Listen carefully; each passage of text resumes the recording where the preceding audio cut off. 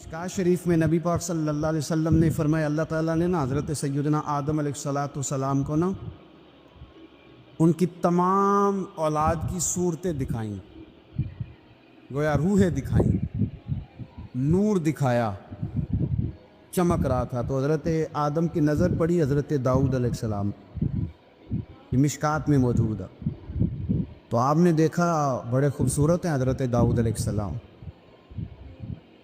تو فرمایا یہ میرا بیٹا بڑا حسین و جمیلہ، عمر کتنی ہوگی اس کی؟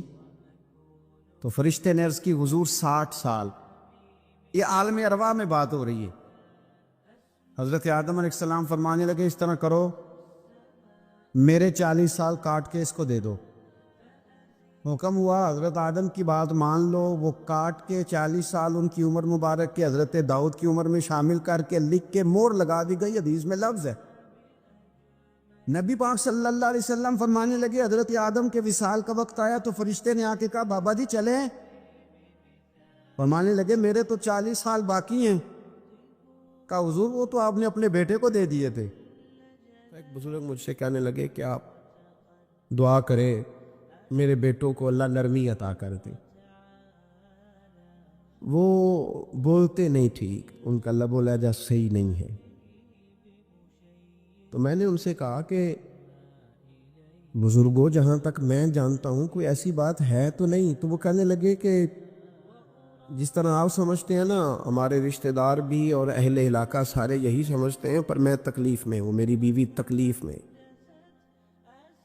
میں نے کہا کہ پھر آپ یہ اتنی زیادہ پردہ پوشی کس بات کی؟ تو وہ کہنے لگے کہ ڈرتا ہوں،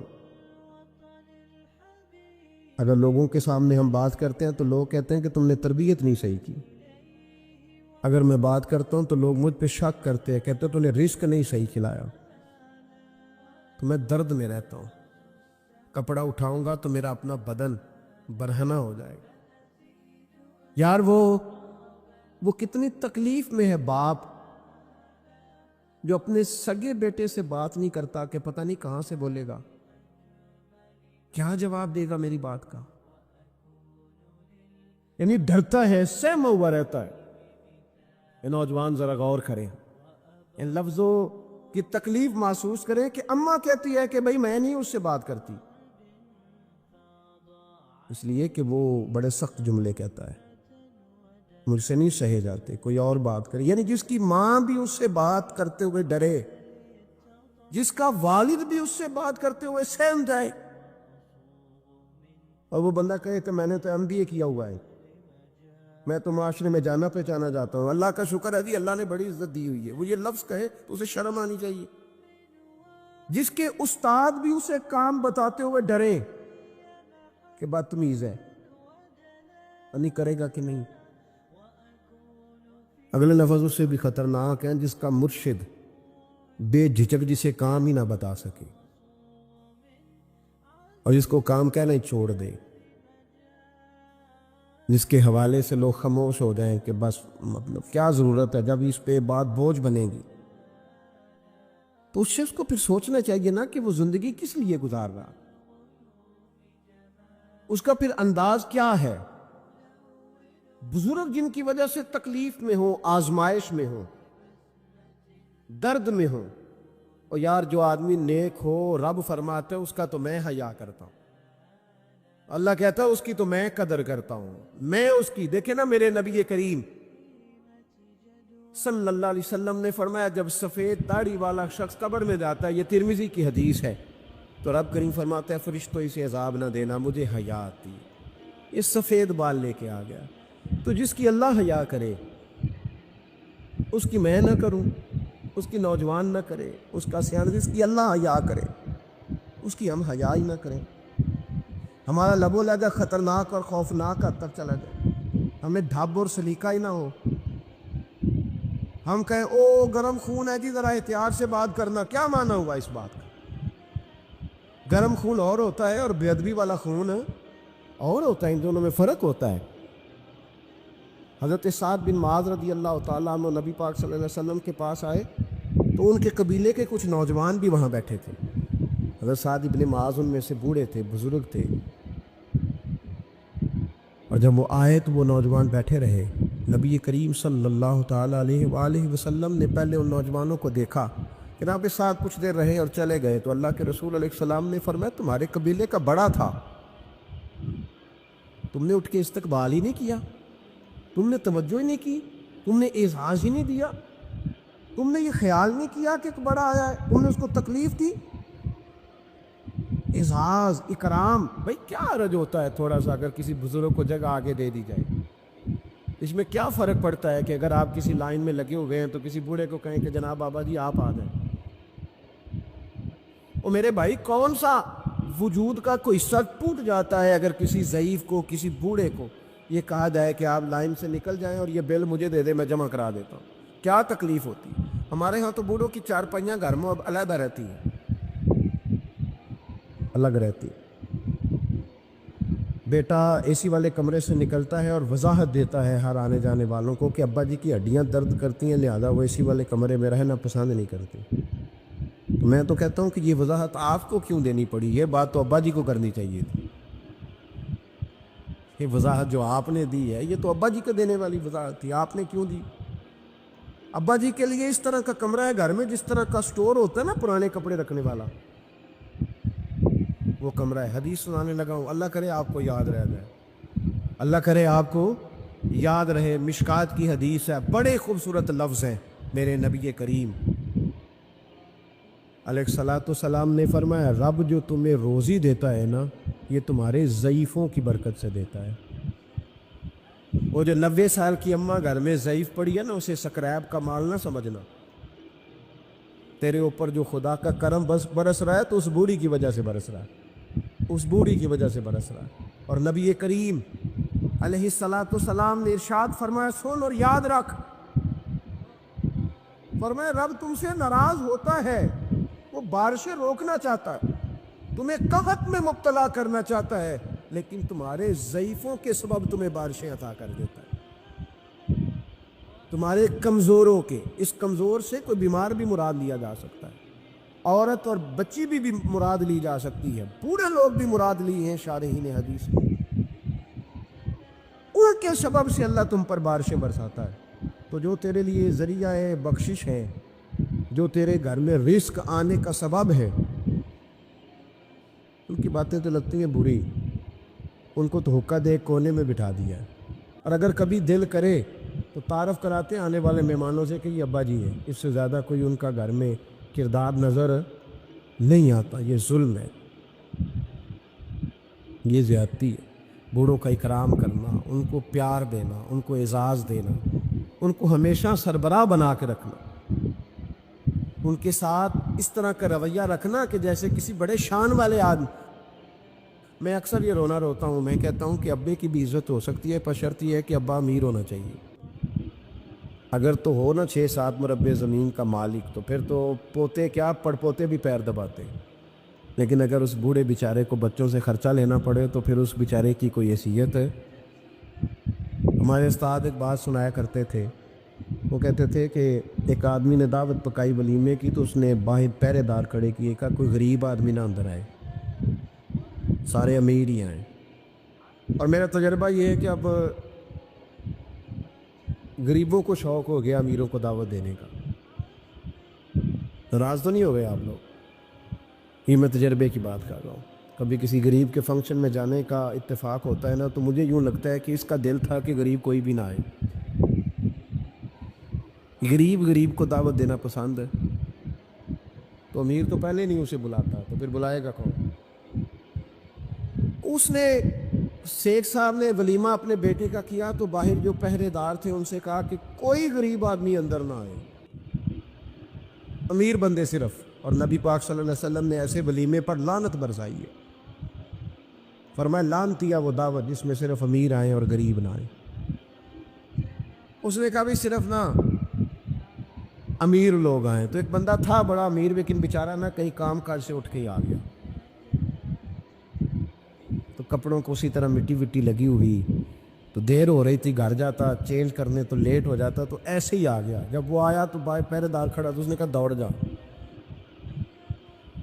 تیرا کوئی مطلب نہیں ہے یہاں. اس نے کہا یار میں سیٹھ آدمی ہوں, بدرا کپڑے نہیں بدلے. اس نے کہا سیٹھ ہوتا تو تیرے کپڑوں سے پتہ نہ چلتا.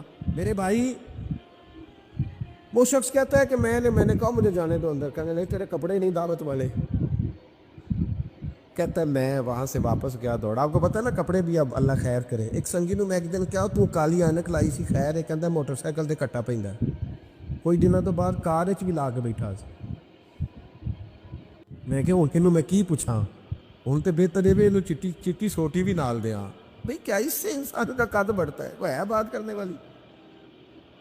جہاز میں اس دفعہ میں واپس آ رہا تھا تو جہاز میں ایک نوجوان کالی اینک لگا کے پھر رہا. اب ڈر لگتا ہے نا, آپ کو پتہ ہے کسی سے بات کریں گے وہ کیا جواب دے گا. تو کیا ان چیزوں سے قد بڑا ہوتا ہے آدمی کا کہ وہ تھوڑا سا جناب مطلب باہر آئیں. مجھے تو کمزور لگتے ہیں ایسے لوگ. اپنے لب و لہجے میں, اپنے انداز میں, اپنی طبیعت کے حساب سے, اپنے اسٹائل میں آپ زندہ رہیں. یہ سچ ہے اور یہ اصل ہے. یہ سچ ہے اور یہ اپنی زندگی اپنے اسٹیٹس کے مطابق, طبیعت کے مطابق گزارنا, یہی سچ ہے اور یہی اصل ہے. اسی میں انسان کا حسن ہے, اسی میں اس کا وقار ہے. اللہ تعالیٰ سمجھنے کی توفیق عطا فرمائے. تو وہ بندہ واپس گیا بیچارہ, کپڑے بدل کے آیا. اس نے بھی کہا کہ جانا میں نے بھی ضرور ہے, پر تنگ بڑا آیا. گھر گیا, مایا شایا والے کپڑے پہنے, سمجھ لے کالی اینک بھی لگا ہی نہیں. آیا تیار شیار ہو کے, کوٹ شوٹ پہن کے, ٹائی شائی کے ساتھ. جب واپس آیا تو وہ جو جس نے کہا تھا نا داخل نہیں ہونے دینا, اس نے خود دروازہ کھولا. وہ بندہ سیدھا اسٹیج پہ چلا گیا اور لوگ کھا رہے تھے پلیٹوں میں سالن. اس نے پورا ڈونگا ہی لے لیا اور وہ لے کے نا سامنے رکھا اور ایک کونے سے اپنا کرتا پکڑ کے اس میں ڈبویا, پھر دوسرے سے پکڑ کے اس میں ڈبویا, پھر پیچھے سے پکڑ کے. لوگ کہنے لگے پاگل ہو گیا. کہنے لگا نہیں, میری تو دعوت نہیں, دعوت تو کپڑوں کی ہے. میری کہاں دعوت ہے؟ اس لیے کہ میں تو آیا تھا, مجھے تو داخل ہی نہیں ہونے دیا. یہ تو دعوت ہے میرے کو. نہیں سمجھ آئی آپ کو میری بات؟ بھئی وہ بھی کوئی انسان ہے جو کسی کا صرف کپڑوں کا حیا کرے. ٹھیک ہے, انسان کا لباس اس کی شخصیت کا آئینہ دار ہوتا ہے. کپڑے اچھے پہننے چاہیے. نبی پاک صلی اللہ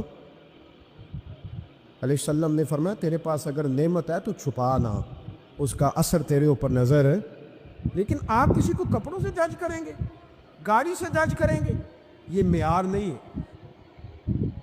والد کو, استاد کو, مرشد کو کیا اس لیے جج کیا جائے گا کہ اب وہ مالدار ہوگا تو حیا کریں گے؟ اور بھائی ماں اگر کسی کھیت میں بیٹھ کے اپلے بھی تھاپ رہی ہو نا, اور وقت کا شیخ الحدیث کسی بہت بڑی مسجد میں بیٹھ کے حدیث بھی پڑھا رہا ہو, اماں وہاں اپلے تھاپ رہی ہے, تو اس محدث وقت بھی جنت اسی ماں کے قدموں کے نیچے, وہیں سے اسے جنت ملے گی. یہ نہیں ہو سکتا کہ وہ کہے جنت کہیں اور سے مل جائے. بے شک وہ بیچاری اپلے تھاپ رہی ہے, گوبر کے ساتھ کام کر رہی ہے. میری بات کی سمجھ آ رہی ہے؟ بزرگوں کا اکرام کریں, احترام کریں, ان کو ادب دینا سیکھیں, ان کے ساتھ لحاظ والا رویہ اختیار کریں. نبی کریم علیہ السلام کے صحابی حضرت ابو ہریرہ رضی اللہ تعالیٰ عنہ فرماتے ہیں کہ حضور سید عالم علیہ السلام کے پاس میں بیٹھا تھا تو چند نوجوان حضور کے پاس بیٹھے تھے. جہاں ہم بیٹھے تھے وہاں جگہ کچھ تنگ تھی. ایک بزرگ آ گئے سفید داڑھی والے, انہوں نے سلام لی. نبی پاک کو ایک سلام کا جواب دیا تو حضور نے نوجوانوں پہ 2-3 دفعہ نظر ڈالی. وہ بیٹھے رہے, ان کو جگہ نہیں دی, تھوڑے سمٹے نہیں. تو کہتے ہیں رسول پاک علیہ السلام نے بات کی تو میں کانپنے لگا. اللہ کے حبیب نے فرمایا من لم یرحم صغیرنا ولم یؤکر کبیرنا فلیس منا. فرمایا جس کو چھوٹے پہ شفقت نہیں کرنی آتی اور جس کو بڑے کی عزت نہیں کرنی آتی, اس کا تو ہم سے تعلق ہی کوئی نہیں. فلیس منا, وہ ہم میں سے. فرمایا وہ آئے, تم نے جگہ ہی نہیں دی. جس سفید داڑھی والے شخص کا اکرام نہیں کیا, اس کو تم نے جگہ ہی نہیں دی. اور ہم لوگ یہ سمجھتے ہیں, یہ نوجوان یہ سمجھتے ہیں کہ ہم نے کون سا بوڑھے ہونا ہے, ہم نے کون سا بوڑھے ہونا, ہم نے تو سدا جوان ہی رہنا ہے. ایک کلرک نے نا ایک دفعہ کسی بہت بڑے رائٹر کو کہے کہ اپنے نام سمیت, اس نے کہا تھا میرا نام, ایڈریس, فون نمبر سمیت یہ بات اپنے کالم میں درج کر دو. اس نے کہا کہ میں کلرک تھا, تنخواہیں وغیرہ دیتا تھا کسی بینک میں یا کسی ایسے ادارے میں ملازم تھا جہاں میں وہ چیزیں دیا کر. تو کہتے ہیں کہ میں وہاں یہ کام کرتا تھا تو بوڑھے لوگ, آپ کو پتہ ہے ضعیف لوگ آتے ہیں بیچارے پینشن لینے, کسی بچے کی منت کرتے ہیں, وہ لے کے جاتا ہے. بابا جی کو یہ بھی نہیں پتہ انگوٹھا کہاں لگانا, فارم کیسے فل کرنا ہے. تو یہ سرکاری عہدوں پہ بیٹھے لوگ معاذ اللہ تنگ ہوتے ہیں اور کئی دفعہ غلط جملے استعمال کرتے ہیں. تو کہا کرتا تھا کہ میں بڑا سخت رویہ رکھتا تھا, اب میری بھی پینشن ہو گئی ہے, اور اب جب میں خود لینے جاتا ہوں نا, کہتے جتنے دھکے میں یہ تھے اس سے 11 گنا کھا چکا ہوں, پر معافی کوئی نہیں مل رہی. تو لوگوں کو یہ میرا نام لے کے ایڈریس سمیت بتا دیں کہ اگر اپنا بڑھاپا سیو کرنا چاہتے ہیں تو اپنی جوانی محتاط کریں. اگر اپنا بڑھاپا سیو کرنا چاہتے ہیں تو اپنی جوانی, اور بڑھاپے میں باتیں برداشت ہوتی, جوانی میں برداشت ہوتی ہیں, بڑھاپے میں تو لفظ صحیح بھی نہیں جاتے, آنسو خود بخود نکل جاتے ہیں جب بچہ بات کرتا ہے. سنو, یہ نوجوان یہ حدیث یاد کر لیں, یہ طبرانی میں موجود ہے. میرے نبی کریم علیہ الصلوۃ والسلام نے فرمایا, یہ حدیث یاد کر لینی ہے. پڑھیے درود صلی اللہ ہو, پھر کہیے صلی اللہ ہو, چلے تیسری دفعہ بھی پڑھ لے صلی اللہ ہو. رسول پاک علیہ الصلوۃ والسلام نے فرمایا, جو شخص اپنی جوانی میں کسی بوڑھے کی عزت کرے گا, جب وہ بوڑھا ہوگا تو اللہ اسے کئی گنا بڑھ کے اس کی عزت کرائے گا. اس کی کی گئی عزت سے کئی گنا بڑھ کے رب پھر اس کی عزت کرائے گا. نوجوان اکرام کرنا سیکھیں, بزرگوں کا احترام کریں, اپنے بڑوں کے ساتھ, اور بڑوں میں جتنے بھی صاحب فضیلت بڑے ہیں, آپ کا جو استاد ہے وہ آپ کے لیے بڑا قابل احترام ہے, بڑا قابل احترام ہے. میں ماسٹر کی ڈگری لینے کے بعد اب بھی کبھی گاؤں میں اپنی پرائمری کے ٹیچروں کو دیکھتا ہوں, اب بھی تو احساس پیدا ہوتا ہے کہ یہ اگر ہمیں وہ الف با تا سا نہ پڑھاتے, شروع کی کتابیں, یہ المدہ عام نہ پڑھاتے, تو پھر اس سے آگے بھی ہمیں پڑھنا نہ آتا. اور اگر آپ کو اللہ تعالیٰ سمجھ دے نا, توفیق دے, تو یہ سمجھے کہ جو چھوٹا استاد ہوتا ہے اس کی محنت زیادہ ہوتی ہے. ہاں, یونیورسٹی والے جو ٹیچر ہیں تو لیکچر لے کے چلے جاتے ہیں, تو وہ جس نے رٹا لگایا نا پہاڑے یاد کرانے کا, وہ جس نے آپ کو املا لکھنی سکھائی ہے نا, اس کی محنت, اگرچہ اس کی تعلیم میٹرک پی ٹی سی ہے, اگرچہ آپ اس سے کئی گنا زیادہ تعلیم حاصل کر گئے, لیکن اصل مشقت اس قاری صاحب کی ہے جس قاری نے آپ کو قاعدہ پڑھایا ہے, جس نے تلفظ ٹھیک کرایا ہے. ابتدائی کتابوں کے اساتذہ کی مشقت زیادہ ہوتی ہے, بڑے لوگ تو لیکچر دے کے چلے جاتے ہیں. تو بھائی ادب کرنا سیکھیں. میرے رسول پاک صلی اللہ علیہ وسلم نے ارشاد فرمایا, حضور فرمانے لگے, ایک تیرا باپ وہ ہے جس کی صلب سے تو پیدا ہوا, اور ایک تیرا باپ وہ ہے جس نے اپنی بیٹی دے کے تجھے بیٹا بنایا, اور فرمایا ایک تیرا باپ وہ ہے جس نے تجھے تعلیم دی. وہ تیرا باپ ہے, اس کا اکرام کر, اس کا ادب. اور حضرت مولا علی شیر خدا نے تو شیروں جیسی بات ہی کر رہی. بڑے لوگ بڑی بڑی باتیں, اتنی بڑی بات اس موضوع پر میں نے تلاش کیا ہے, میں نے بڑے لوگوں کو پڑھا ہے اس عنوان پر, لیکن اتنی بڑی بات کہیں نہیں ملی. حضرت علی المرتضیٰ رضی اللہ تعالیٰ عنہ فرمانے لگے, جس نے مجھے ایک حرف سکھایا ہے وہ میرا استاد ہے, اگر وہ چاہے تو مدینے کے چوک میں کھڑا کر کے مجھے بیچ دے, میں اس کے ہاتھوں بکنے کو بھی تیار ہوں. وہ جس نے مجھے ایک حرف, اساتذہ کا احترام نہیں, اساتذہ پریشان, استاد تو بیچارہ روز کٹہرے میں کھڑا ہے, روز کٹہرے, روز لوگ اس کو کہتے ہیں کہ جناب آپ نے یہ بات کیسے کر دی, آپ کی ضرورت کیسے ہوئی. اور جن لوگوں کا یہ تصور بن گیا تھا نا کہ رب کے سامنے کھڑے ہونا ہے, منہ دکھانا ہے مالک کو, جن کا یہ تصور بن گیا تھا بچ گئے تھے. ہم دنیا میں جینے کے لیے سارا کچھ کرتے ہیں, رب و رسول کو منہ دکھانے کے لیے نہیں کرتے. جن کا یہ تصور بن جاتا ہے نا, تو رب کہتا ہے وَلِمَنْ خَافَ مَقَامَ رَبِّهِ جَنَّتَانِ, فرمایا جو میرے سامنے کھڑے ہونے سے ڈرے گا میں اسے 2 جنتیں عطا کروں گا. وہ سنور جائے, اس کے لیے 2 جنتیں ہو جائیں گی. بڑا روتے ہیں لوگ, میں نے روتے دیکھے ہیں دولت کے لیے, دنیا کے لیے, دوستوں کی بے وفائی پر, اپنے بچوں کی نافرمانی پر. پیسے نہیں ہیں تو رو پڑے, فلانے نے مجھے تنگ کیا تو رو پڑے. لوگوں کے لیے روتے ہیں, انسانوں کے لیے روتے ہیں, رب کے لیے رو کے دیکھ. اور نبی اکرم صلی اللہ تعالیٰ علیہ وسلم نے فرمایا اگر تم اپنے رب کو کما حق ہو پہچان کر دعا مانگو گے نا تو تمہاری دعاؤں سے پہاڑ بھی ہل جایا کریں گے. لیکن یہ 2 چیزیں پیدا کرو, ایک تو اللہ کا خوف تمہارے دل میں آئے اور دوسرا معرفت الہی کا شوق پیدا ہو. اگر طبیعت کے اندر یہ چیزیں پیدا ہو جائیں, خوف خدا نصیب ہو جائے اور صحیح معنوں میں نصیب ہو. آج کل بڑا لوگ کہتے ہیں اللہ سے ڈر, پر دوسروں کو جب مال خرید رہے ہوتے ہیں پھر کہتے ہیں اللہ کا خوف کر, اور جب بیچ رہے ہوتے ہیں تو, جب کسی کو پیغام دین دے رہے ہوتے ہیں تو کہتے ہیں اللہ کا خوف کر, اور جب تیرے تک بات پہنچتی ہے تو پھر معاملہ ختم ہو گیا.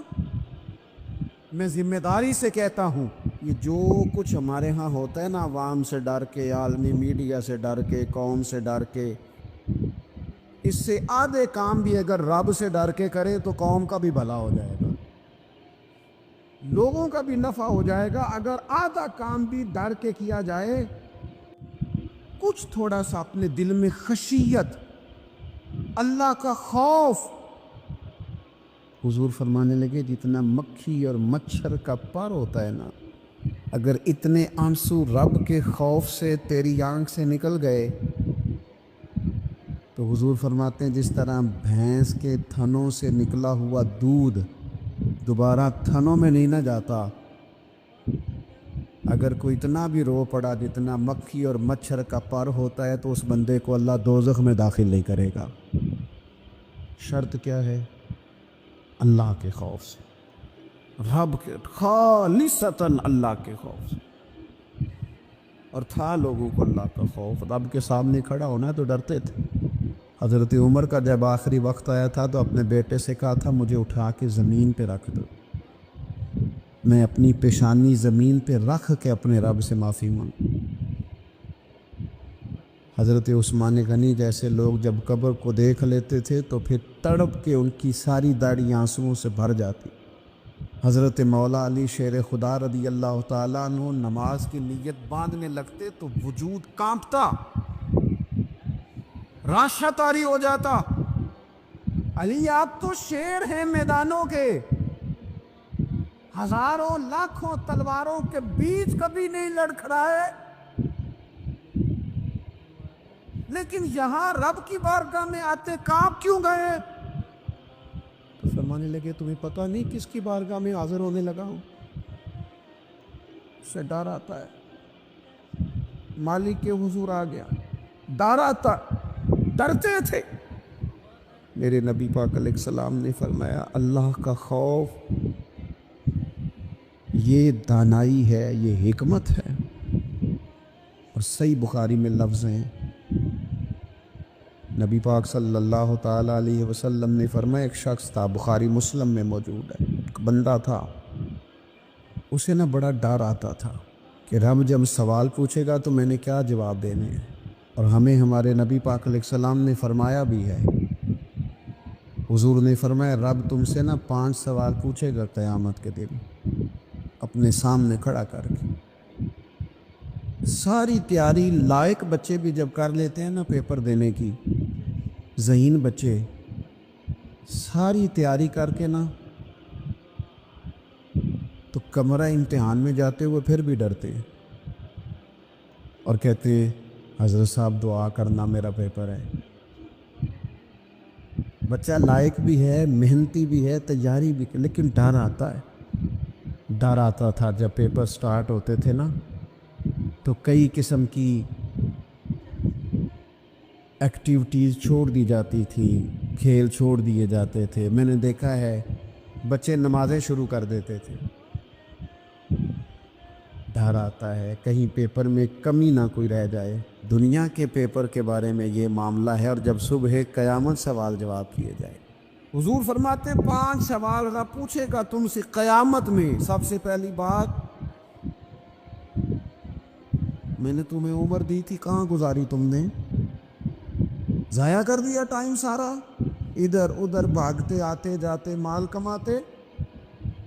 اور پھر عمر میں ایک بہترین حصہ جوانی ہے. حضور فرماتے ایک سوال یہ ہوگا، دوسرا جوانی کہاں گزاری؟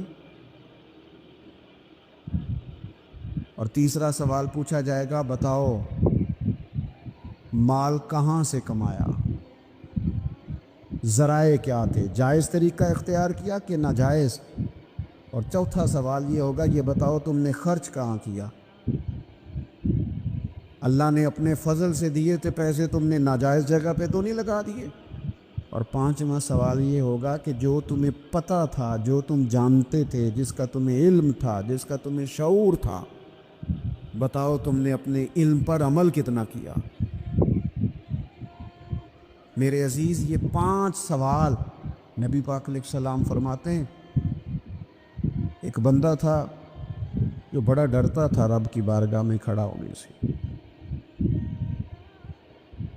اتنا ڈرتا تھا کہ خوف طاری ہو گیا اس پر، خشیت پیدا ہو گئی.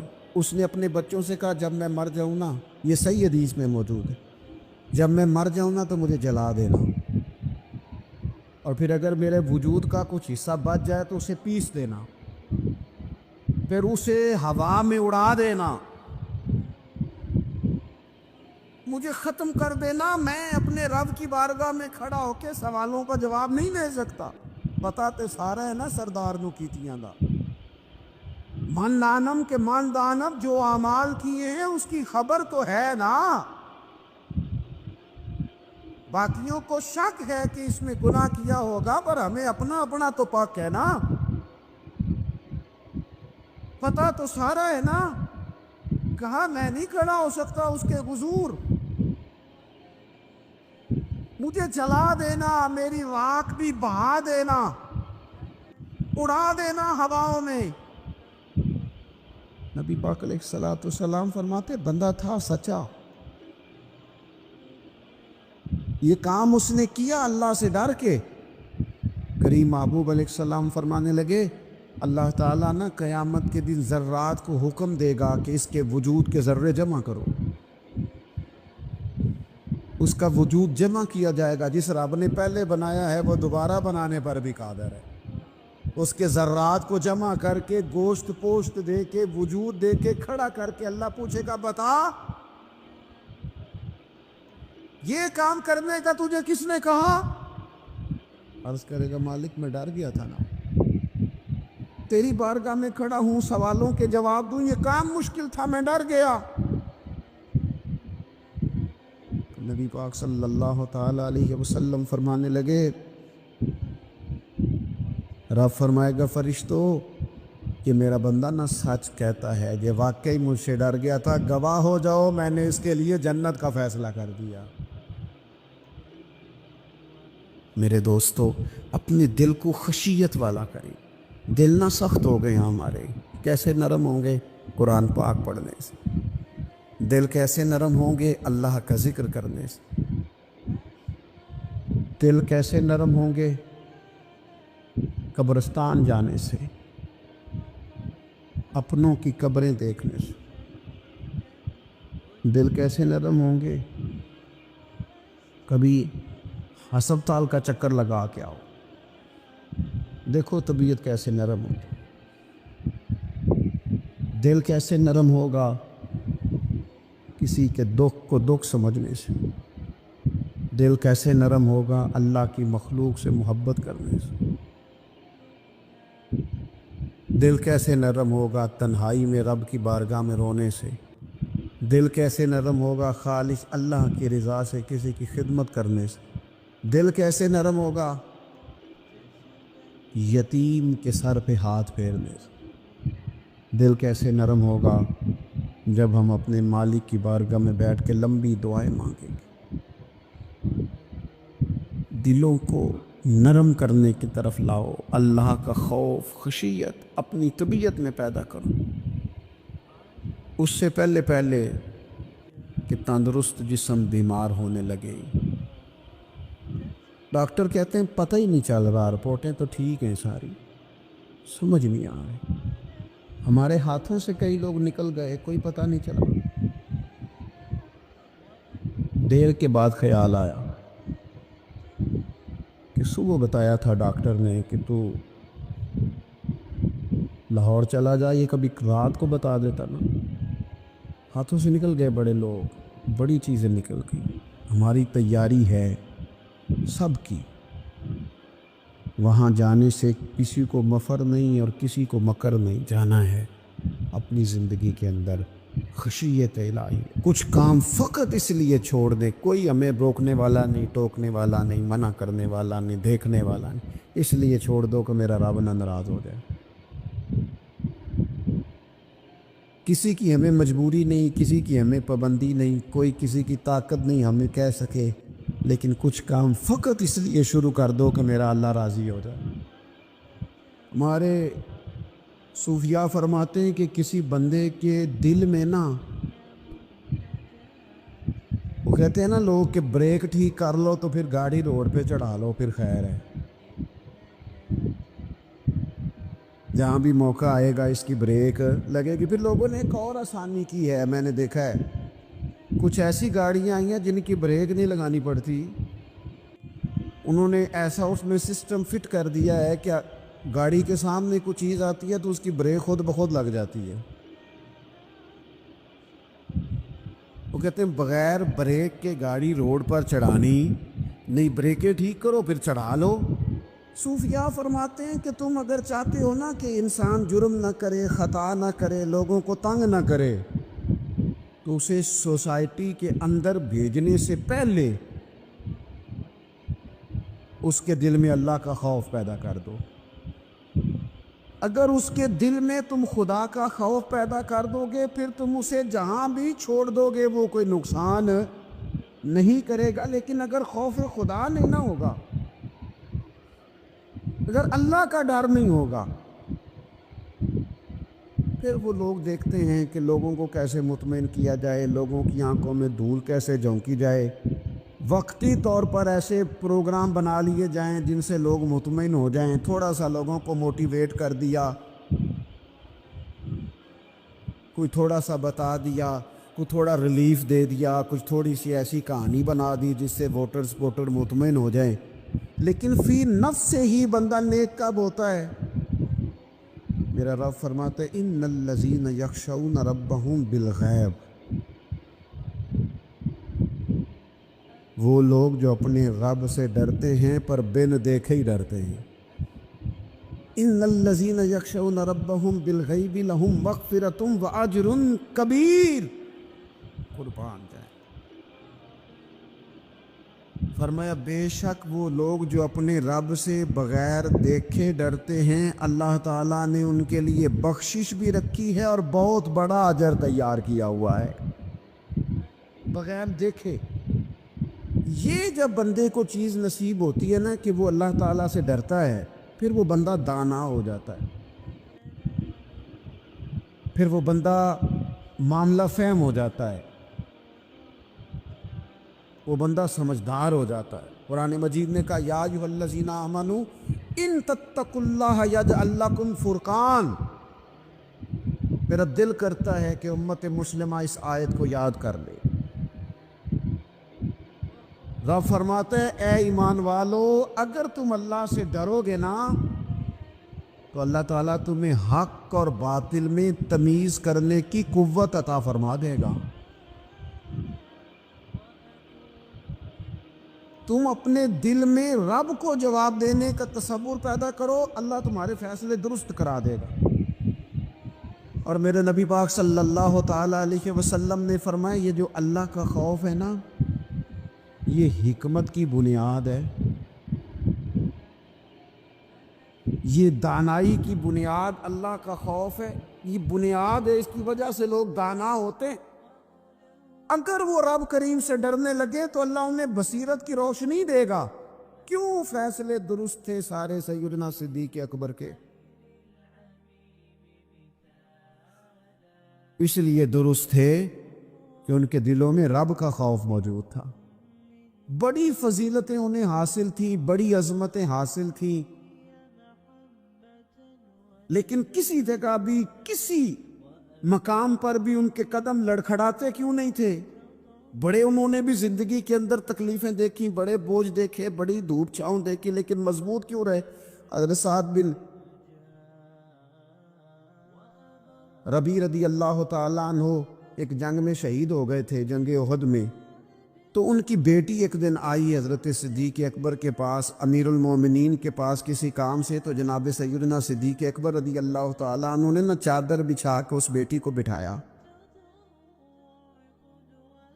اور خود حضرت صدیق اکبر چادر سے نیچے بیٹھ گئے، خود زمین پہ ہیں. اسے آپ نے اعزاز کے ساتھ کپڑے پہ بٹھا رکھا ہے. حضرت عمر فاروق رضی اللہ تعالیٰ عنہ آئے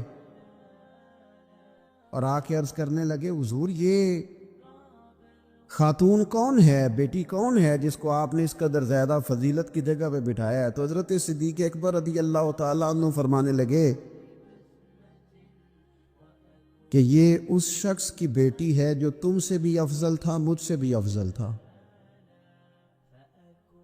تو حضرت عمر فاروق رضی اللہ تعالیٰ عنہ عرض کرنے لگے، حضور ہم تو یہ سمجھتے ہیں کہ نبیوں کے بعد سب سے افضل آپ ہی ہیں، تو یہ جو آپ سے بھی افضل تھا اس کا کیا معنی ہے؟ حضرت صدیق اکبر فرمانے لگے، وہ لوگ کتنے افضل تھے جنہوں نے حضور کی موجودگی میں اپنی جان اپنی رب کی بارگاہ میں پیش کر دی. حضور کے مقدس ہاتھوں میں جن لوگوں کی روحیں پرواز کر گئیں وہ کتنے بڑے لوگ تھے. میری بات کو سمجھیے گا کہ ان لوگوں کے دلوں میں وہ جو عاجزی تھی، وہ جو اللہ تبارک و تعالیٰ کی معرفت تھی، اس نے کس طرح کا بنا دی. ہمارے ہاں یہ مسئلہ بن گیا ہے کہ ہم ہر ایک سے ڈر رہے ہیں، ہر ایک سے، برادری سے، قبیلے سے، داماد سے، بہو سے، فلانے سے، فلانے سے. میں نے دیکھا بڑے بڑے لوگ ڈرتے ہیں. آپ اگر ناراض نہ ہوں تو بعض والدین ہیں جو اولاد سے ڈرتے ہیں.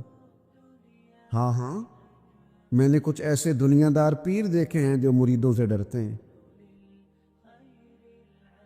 میں نے ایسے لیڈر دیکھے ہیں جو اپنی عوام سے ڈرتے ہیں. کیوں؟ اس لیے کہ میرے نبی پاک علیہ السلام نے فرمایا جو رب سے نہ ڈرے پھر وہ سب سے ڈرتا ہے، اور فرمایا جو رب سے ڈر جائے اللہ مخلوق کا خوف اس کے دل سے نکال دیا کرتا ہے. یہ رب سے نہیں ڈرا تو یہ سب سے ڈرا ہے. اگر رب سے ڈرتا تو کسی سے نہ ڈرتا. اور حضور فرماتے ہیں دو خوف اللہ جمع نہیں کرے گا. تم اگر بے خوف زندگی گزارنا چاہتے ہو نا دنیا میں تو ایک خوف پیدا کر لو، وہ رب کا خوف ہے. بے خوف ہو جاؤ. اور اگر تم یہ خوف پیدا نہیں کرتے پھر تو سائے سے ڈرو گے، پھر سانپ سے نہیں رسیوں سے ڈرو گے، پھر تو جگہ جگہ تمہیں کمزور کر دیا جائے، پھر تو لوگ ہر وقت تمہیں بھگائیں گے، ڈرائیں گے. ایک خوف پیدا کر لو اللہ کا، پھر دوسرا کوئی خوف قریب نہیں آئے گا. اور ایک معنی میں اور کہا اللہ دو خوف جمع نہیں کرے گا. حضور فرماتے ہیں تو دنیا میں رب سے ڈر جانا، رب تجھے آخرت میں نہیں ڈرائے گا. وہ جو اللہ کے ولیوں کے بارے میں کہا لا خوف علیہم ولا ہم یحزنون، کیا معنی ہے؟ دنیا میں انہیں صرف اللہ کا خوف تھا، باقی کسی کا خوف نہیں تھا. حضور فرماتے ہیں تو دنیا میں رب سے ڈر جا، قیامت میں تجھے نہیں ڈرائے گا. اور اگر تو دنیا میں نہیں نہ ڈرے گا پھر تو قیامت میں ڈرایا جائے گا.